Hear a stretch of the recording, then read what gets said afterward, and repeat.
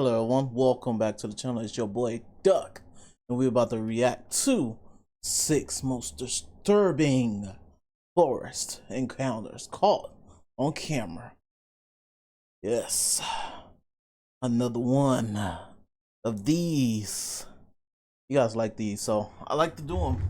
They're pretty cool to see these the way they sorry, the way they handle some of these situations. I'm bringing a gun. Even my comment section, I'm not going alone. You got me messed up. I'm bringing a gun. I'm not going alone. These guys are crazy. Let's watch. In January 2015, a group of New Zealand film students were recording outside their school at Auckland's Parnell railway station. The footage you're seeing now was recorded by a student named Chris Meir. For a few minutes, Chris and his friends were messing around and having fun as they filmed. But that's when the group spotted a man and a woman wearing creepy white masks hiding in the tall grass next to the station and staring ominously at the camera. The fuck? Oh. The fuck y'all looking at? See? What in the blue? Yo, bro, As it was later revealed, Chris and his buddies first thought that the masked people were probably pranksters from the school trying to creep them out, which is why they can be heard laughing throughout the footage. However, the students later confessed that it was more so nervous laughter and that they were actually pretty terrified during the encounter. Disturbingly, looking at the footage, they noticed that the couple appeared to be armed. In some of the clips, it looks like one of them is holding a pistol. Okay, that looks like wood, but it looked like it could be a pistol. Oh. Where's the other one? Where's the other one? Y'all niggas playing a dangerous game. And it's multiple people. Y'all as soon still as the playing suspects got a little too close for comfort, the group ran back to the main road, after which they reportedly saw a police chopper approaching the area of the incident. It's not entirely clear who called the cops that day, but based on my research, this wasn't the first time the couple had harassed the public with their creepy masks and weapons. Earlier that week, they had terrorized a woman at Auckland's Domain Park, but left before the police were able to arrest them. When the cops arrived at the train station, Chris and his friends gave them the report, after which the Auckland Police Department uploaded a Facebook post where they urged the suspects to come forward and warned civilians to stay far away from the masked couple if they saw them. They also cautioned that if they saw someone carrying what appeared to be a weapon, they had no way of knowing if the weapon was real or fake and would be forced to approach the situation as if it were real. Shortly after that, the suspects reportedly came forward to talk to the cops. Throughout the investigation, the authorities didn't release a whole lot of information to the public about who these people were, whether their weapons were real, or what their intentions were. But one thing we know for sure is that this wasn't just an innocent prank. In fact, when a lot of people online started accusing the students of staging a prank just to get attention, a spokesperson from the school came forward to clarify that the masked suspects had nothing to do with the institute. According to an article from Vice, a police spokesperson later confirmed that the weapons were fake.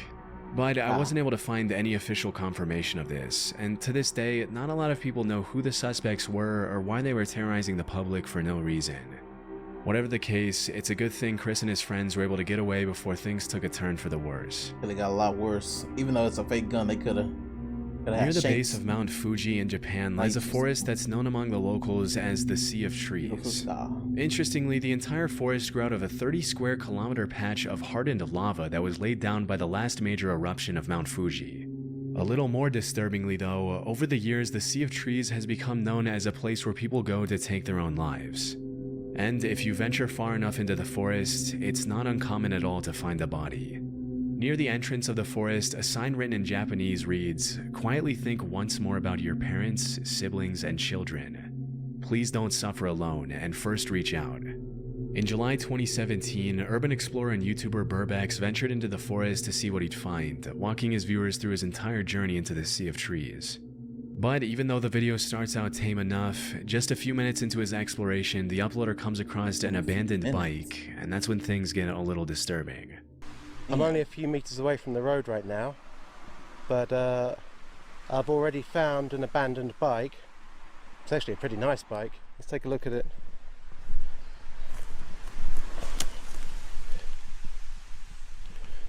I don't think it's been here a long time. What do we got in here? And there's a packet for a knife. I mean, watch your I ass think out. I've just found some kind of note in a bag. It says 1211. I can't quite make out. I think this is somebody's name just here, and I'm not sure what this means. On top of the bike, Burbex finds an empty piece of packaging for a kitchen knife, and a few minutes later, he comes across a note written on a plastic bag. The note translates to 1211 verified, Fuji Yoshida Police Station verified, meaning it's likely evidence of someone who abandoned their stuff to take their own life in the forest, confirmed by the local police station. It's incredibly haunting to think how many lives have been lost in that forest over the years, and even more disturbing to think that any random passerby could easily find the body while exploring the terrain. Over the years, the Japanese government has implemented several measures, such as placing security cameras near the entrance to track those who walk inside, as well as training volunteers to talk to the visitors who are thinking of taking their lives. Still, this hasn't stopped people from following through with it, and the fact that the media has really played a big part in sensationalizing the forest in recent years hasn't helped either. Big role. In early 2023, a man named David Meredith was taking his usual evening stroll through his neighborhood in Red Deer, Canada, when he suddenly saw a bull moose eating next to a tree. Hoping to catch a better glimpse, he hid behind the tree to watch. And that's when the moose turned around and started charging at him.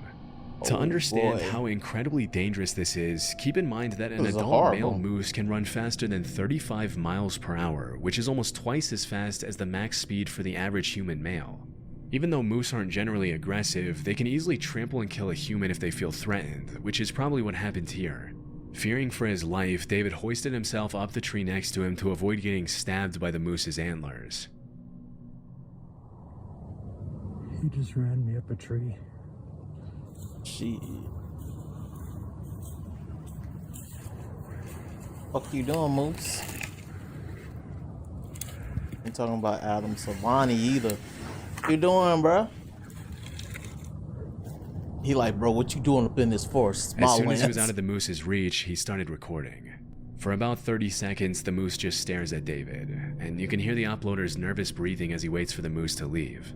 But shortly after, the moose starts charging back and forth with its head down, which is a clear sign that it's stressed and would probably trample David if he were to come down or fall from the tree.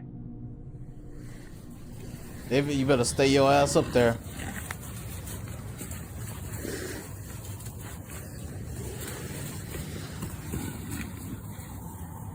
Who said, I want this action, I want the smoke. Based on what he mentioned to the news station that interviewed him a couple of days later, David stayed in the tree for over 10 minutes waiting for the moose to leave him alone. When asked how he climbed up the tree, he demonstrated how he pulled himself up by a flimsy-looking branch, which is honestly one of the most concerning parts of this whole situation. He that got branch mad breaks, and lucky. David would have been at the mercy of a shit. very angry moose and might not have lived to tell the tale. Luckily, after seeing that David wasn't coming down, the moose finally gave up and ran off, thanks to which the uploader was able to come down safely after waiting it out for around an extra half hour. Damn.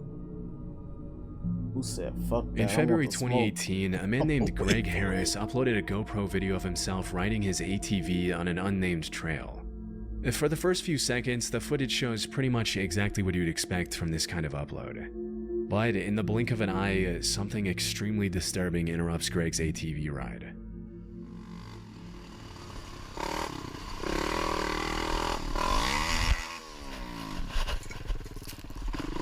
What the hell?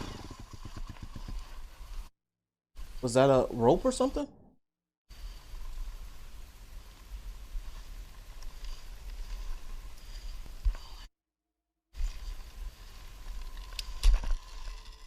If you didn't catch it, someone had set up a metal wire between the two trees, Oh, that was a which got caught in the metal uploader's wire. helmet and forced him to stop. Oh, It's pretty disturbing to shit. think that if Greg hadn't been so lucky, he could have been decapitated by the wire.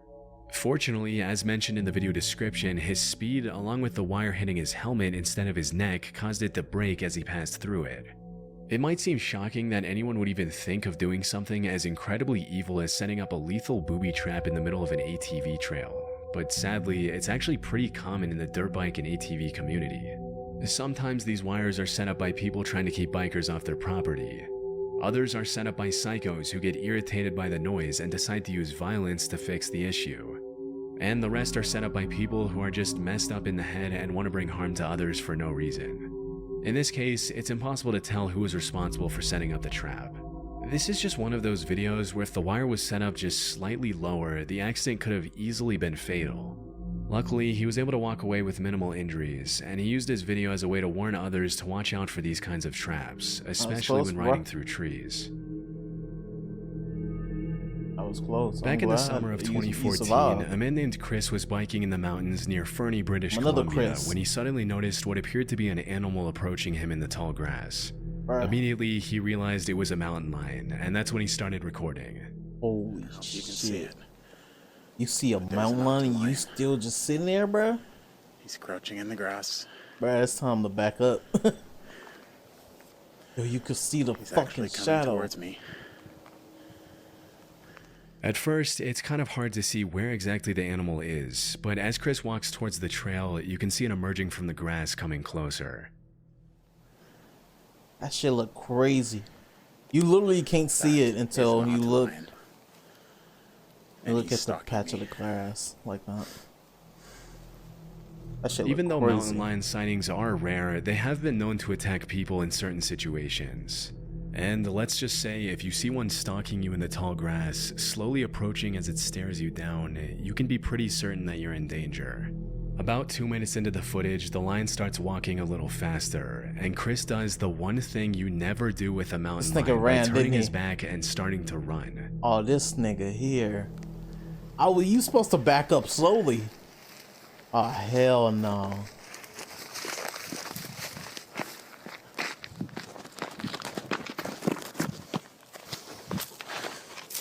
Damn, look at that Hey, speed! Mr. Mountain Lion. How are you doing? Jet! Nice to see you. Yo! I'm staring the hole Nice to at that see you. motherfucker. Yo! I am much bigger than you. That don't mean a damn thing, nigga. You just ran. Over the next couple of minutes, Chris tries to Gotta get the just animal sit to there go and away, talk, but bro. it only walks around him and continues to stalk him, staring him down in the tall grass near the entrance to the woods.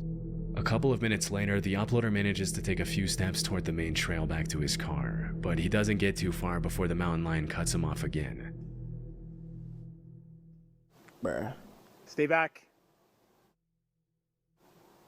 Oh, the fucking Stay camera's there. glitching.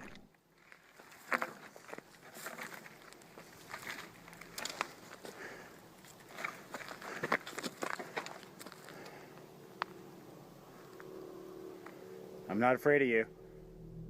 Fortunately, after a few moments of tension, the mountain lion turns around and disappears into the trees. Being in a position like that has to be downright terrifying, especially when you consider that shit. the only reason the lion didn't attack was because it didn't want to. And had For it felt real. more threatened, it easily could have done some serious damage. Thankfully, it was just a close Motherfuckers call, are and Chris strong, was able to too. walk away from the terrifying encounter unharmed. Chris, get a gun.